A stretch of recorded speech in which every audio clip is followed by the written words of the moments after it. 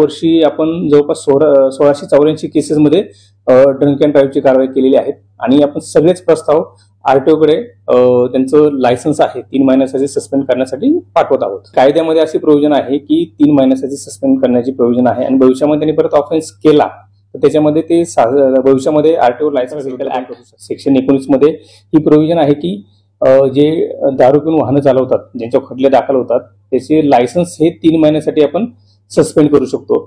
जे अपघात होत आहेत या दृष्टीने आपण रेग्युलर बेसिसवर ड्रंक अँड ड्राईव्हची मोहीम राबवत आहे।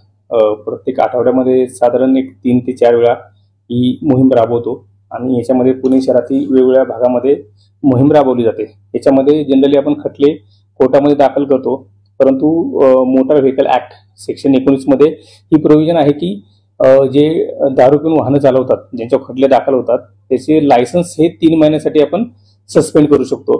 ह्याबाबत आम्ही ह्यापूर्वी पण खटले पाठवत होतो, परंतु आता 100% आपण जे खटले आपण याच्यामध्ये जे खटले केलेले आहेत त्याच्यामध्ये पूर्ण प्रस्ताव आपण आरटीओला पाठवत आहोत। यावर्षी आपण जवळपास 1684 केसेसमध्ये ड्रंक अँड ड्राईव्हची कारवाई केलेली आहे आणि आपण सगळेच प्रस्ताव आरटीओकडे त्यांचं लायसन्स आहे 3 महिन्यासाठी सस्पेंड करण्यासाठी पाठवत आहोत। कायद्यामध्ये अशी प्रोव्हिजन आहे की 3 महिन्यासाठी सस्पेंड करण्याची प्रोव्हिजन आहे आणि भविष्यामध्ये त्यांनी परत ऑफेन्स केला तर त्याच्यामध्ये ते भविष्यामध्ये आरटीओ लायसन्स रद्द पण करू शकतात। ऍक्च्युली लर्निंग लायसन्स 18च्या अगोदर मिळत नाही।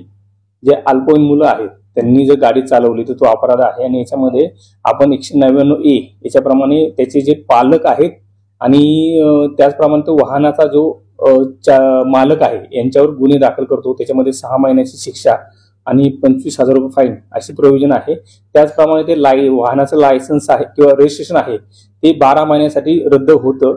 त्याचप्रमाणे जो मुलगा आहे त्याला वयाच्या 25 वर्षापर्यंत लायसन्स मिळत नाही अशी प्रोव्हिजन आहे। त्यानुसार आपण 4 ते 5 केसेस 199A प्रमाणे यापूर्वी आपण दाखल केलेले आहेत आणि याच्यामध्ये आपण विशेष ड्राईव्ह घेऊन भविष्यामध्ये पण आपण ही जास्तीत जास्त सक्त स्वरूपाची कारवाई करण्याचा आपला प्रयत्न चालू आहे।